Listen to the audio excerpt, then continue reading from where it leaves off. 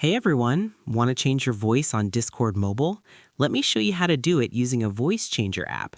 All right, first open the Google Play Store and search for Voice Mod or any voice changer app you like.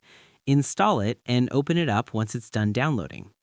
When you open the voice changer app, you'll see a bunch of different voice effects: robot, chipmunk, deep voice, all kinds of cool stuff.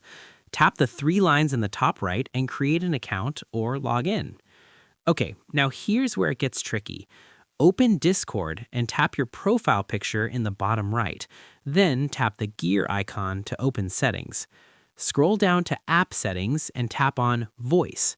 Look for Input Mode, and theoretically, you should see an option to select your voice changer app here.